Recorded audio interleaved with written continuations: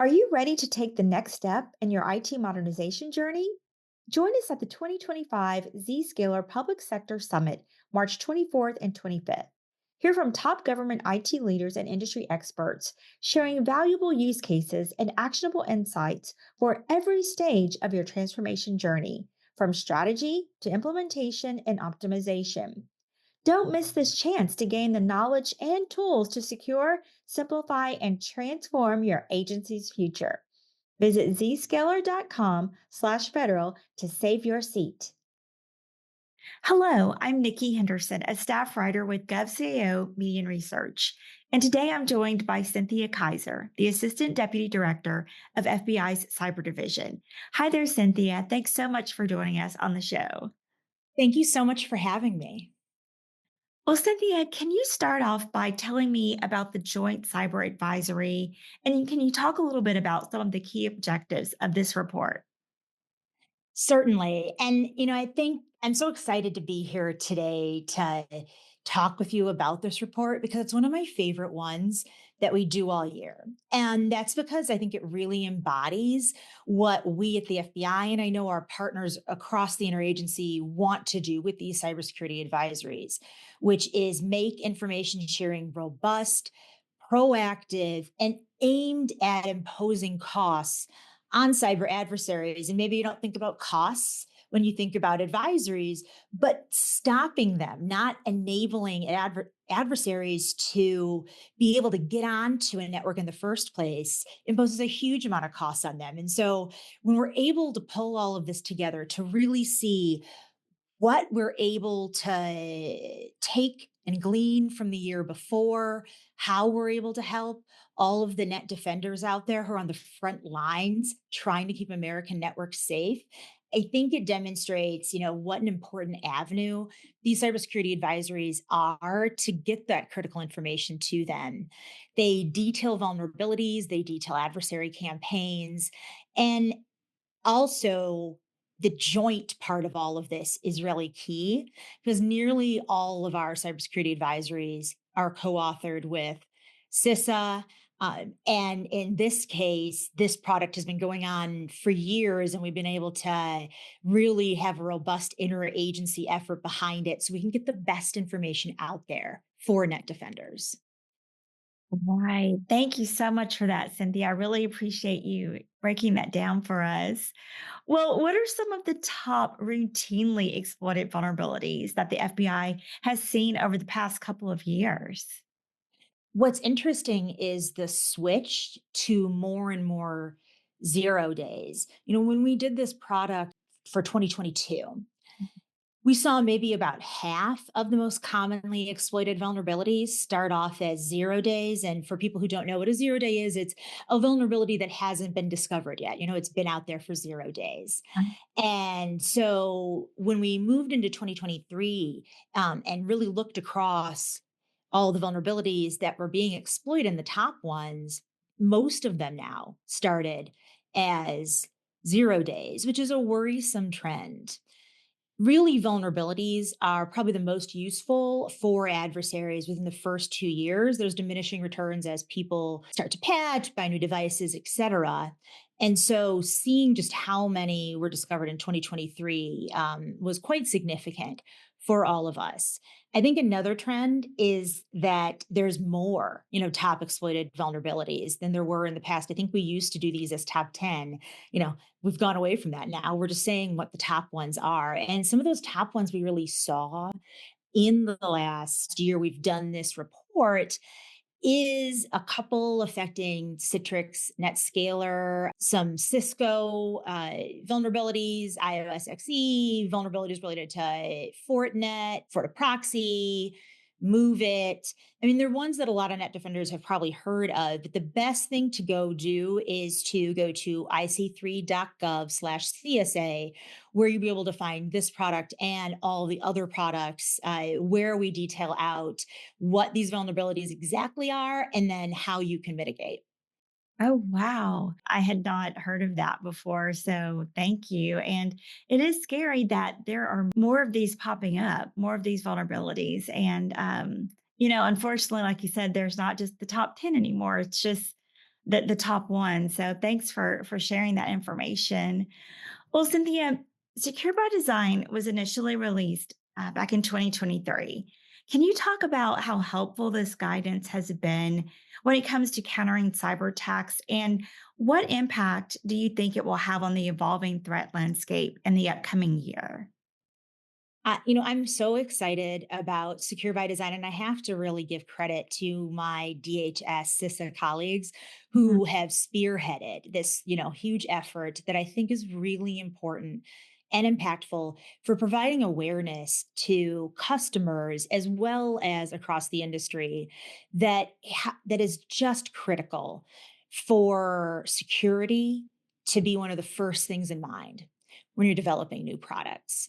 So, I think new products, functionalities, and bells and whistles, that's always going to be a priority as you're trying to get to market first, or you're trying to add in functions that customers are really looking to have.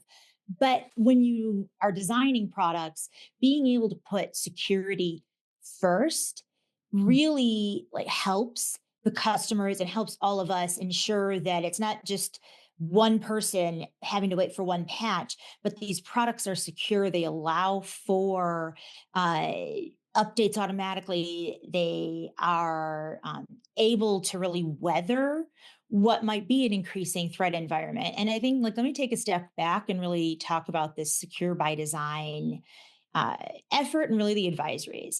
I mean, they really take the philosophy that in this day and age, developers need to build cybersecurity into the design and manufacture of technology products. And so, what these secure by design advisories do is they stress seven key goals, including a few that should be commonplace now, that maybe aren't always. So, say using multi-factor authentication, whether that's some of I mean, it's more secure to use multi-factor than not. SMS text message is one of the more commonly used ones. The authenticator apps are great ones that are incredibly secure. Also, reducing the use of default passwords. So when you get a new router for your house, it doesn't just have a one default password, right? It is randomized so that an actor can't figure out one password, then get into a lot of different ones that people have never changed. But then also kind of increasing that installation of security patches, publishing vulnerability disclosures, et cetera. And I really think the industry is coming around to joining us in this philosophy. And hopefully, this series, the Secure by Design effort, will only add to this rising tide. How will the Joint Cyber Advisory help agencies to better identify threats and mitigate risks in 2025? By publicly revealing the details behind campaigns. That means maybe who's behind it, what they're doing, what they're using it for, and putting a lot behind it. They're perhaps our top vehicle to, number one, remove that cloak of anonymity that adversaries hide behind that enables them to be more effective.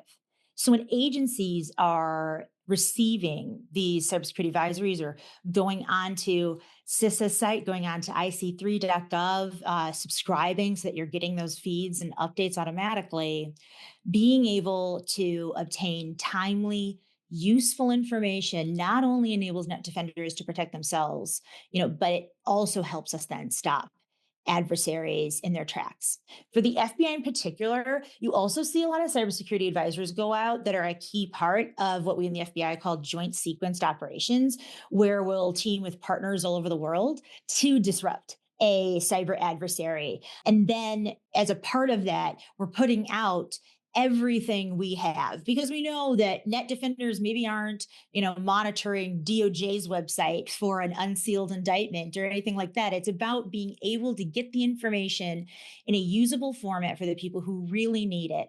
And I think the other key element that we worked towards in 2024 and will continue to grow on in 2025 is to also communicate when we know adversaries, like very specific adversaries, might be using a vulnerability that we maybe already published. So maybe the technical information is already out there, but being able to say, hey, pro Russian hacktivists are using this vulnerability against operational technology SCADA systems in critical infrastructure. We think that's huge. And I think being able to put that context behind it is what agencies should look for 2025 so that we on our end can add the urgency necessary to really help people understand how to prioritize and what to be able to accomplish and to patch and mitigate and protect against.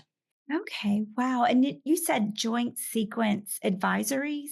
Oh, so I was going to say FBI will do these joint sequenced operations. Oh, joint. And Okay. that means that maybe we're working with international partners to arrest somebody abroad, or they're deleting malware from computers in their countries, and we're using our own legal authorities here to be able to kick adversaries off US networks. But at the same time, we're going to publish a cybersecurity advisory and be able then to say, okay, this is what we did. This kicked adversaries off the network if they were already there.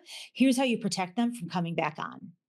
Well, what tech tools can organizations implement over the next year to reduce the number of vulnerabilities within their systems?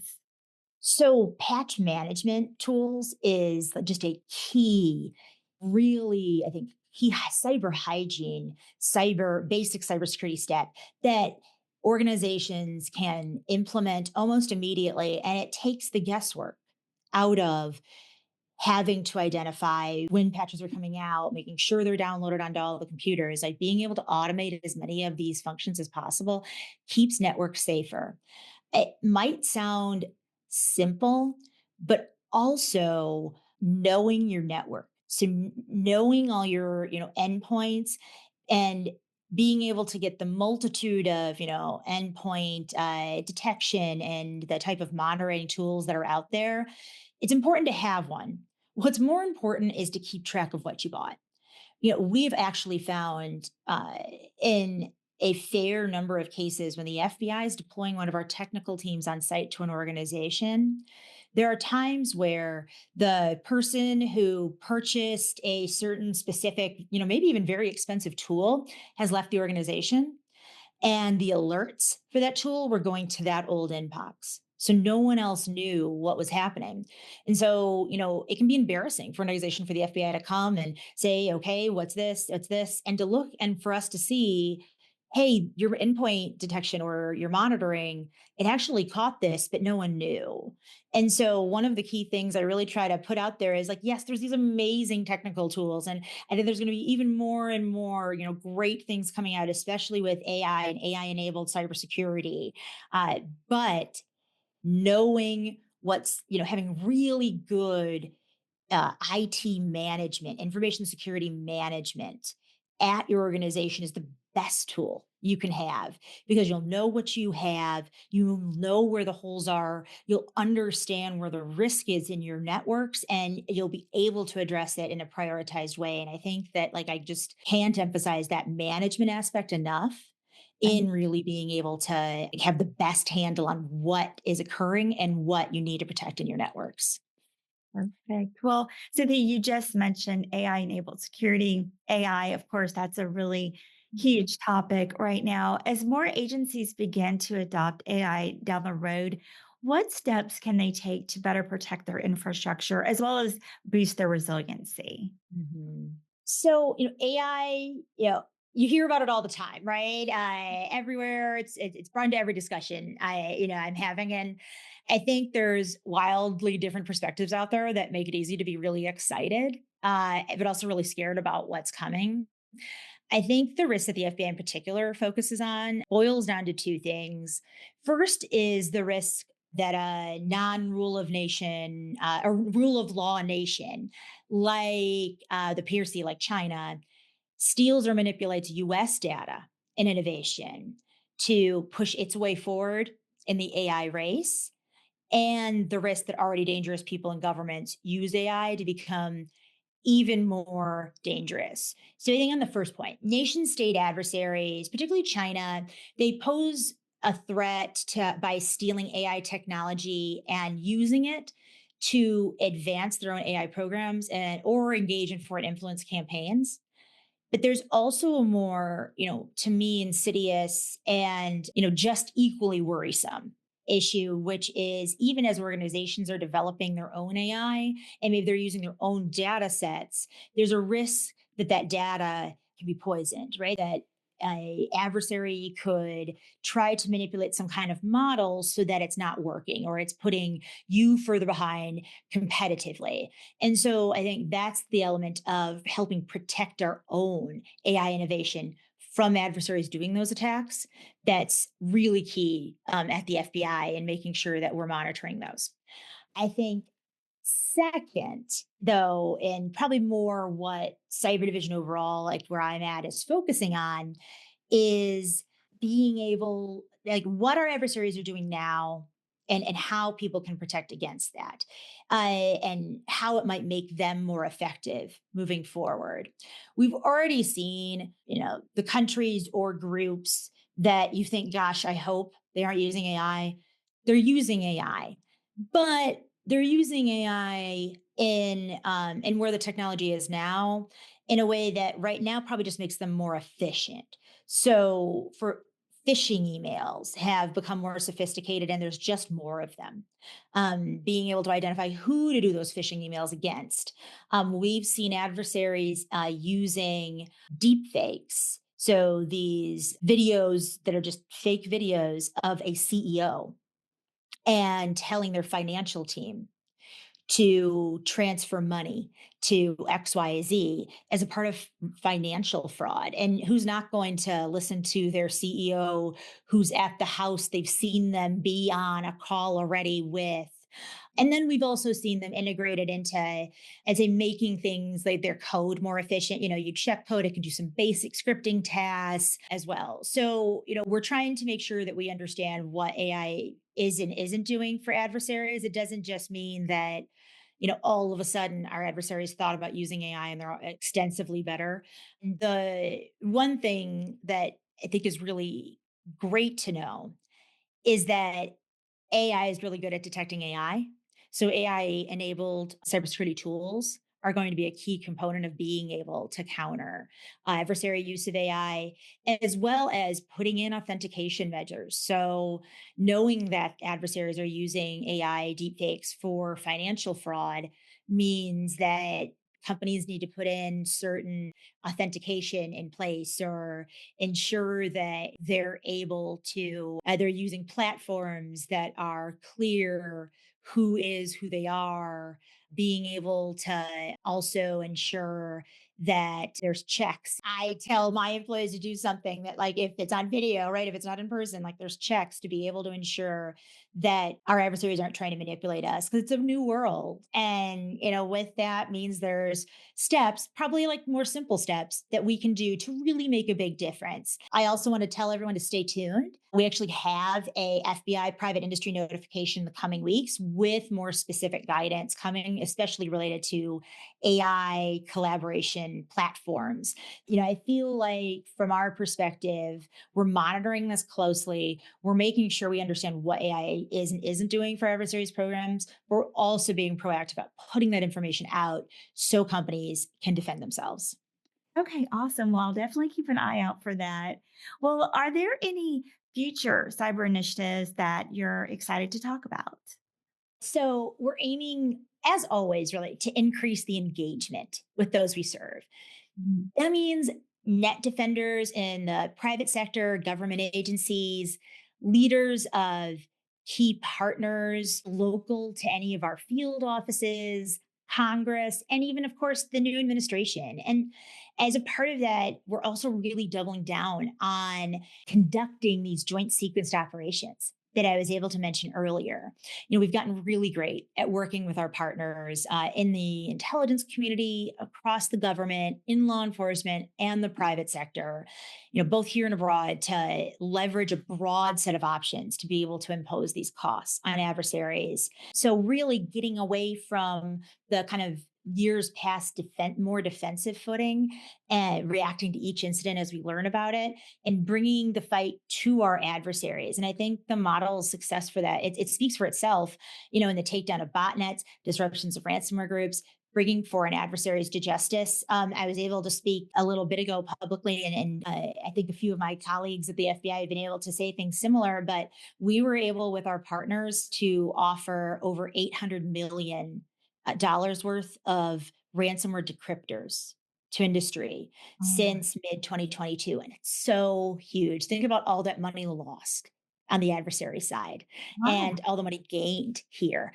and with our partners abroad. I mean, I think that that's just pretty like it speaks to that really proactive stance. Like, yes, we inform, yes, we do these advisories. We also are working and doing the law enforcement actions, the intelligence community actions, the things that we have authorities to do to be able to really help. And helping victims is our number one goal at the FBI. And I'm so excited to be able to, continue to do that and to, push this forward. Yes, that is awesome. Awesome. Awesome. Well, good. Well, before we conclude, Cynthia, I just want to know if you have any final comments or remarks that you would like to leave with our audience. It's a hard field, right? For anybody, especially, net defenders or folks in the cybersecurity industry that may be listening, it's a hard time, for everybody because it is such an expansive threat space and you feel like you have to be everywhere all at once, knowing and maybe always feeling behind. And we speak with CISOs across the nation who are our key partners and know that this is just a hard job. And so, what I'd really want to leave everyone knowing is that they don't have to be alone. That the FBI, who has field offices across the nation, give a call if you don't know who your contacts are. Put us into your incident response plans. Ensure that you're not feeling like you just have to do this and take on all of this stress by yourself. But know that we're here working every day to make it better, that we want to know how we can make it better. So if you're having those conversations with your field office, please tell them. Join us for our CISO academies that we hold multiple times a year at Quantico. Talk to us about the issues you might be seeing. Report when you see something wrong so that we can help others and help you. And know that there are also experts out there who can assist if something goes wrong. I think we've seen, especially with the Volt Typhoon, Salt Typhoon, any of these China groups that have come onto the scene that we've really gotten a lot more awareness of the last few years, and knowing just how insidious and difficult insidious they are, how difficult it is to find them. We've Mhm. seen that it can take multiple China experts on our side with our partners to be able to find them on networks. So, knowing that every one of us needs help and we can't do this alone, but it's a great community. And we're here to ensure that we're being the partner we need to try to keep American networks safe. So I just appreciate you taking the time today to give me the platform to talk about this a little bit, because I'm just so passionate about our mission to be able to, bring this assistance out into the public, into all of the government agencies, and really work against these problems together. You're very welcome, Cynthia. I really enjoyed our conversation. It was great. And thank you so much for sharing details about the Joint Cyber Advisory and just giving us a preview of FBI's cyber initiatives and priorities for 2025. I really do appreciate it. Thank you.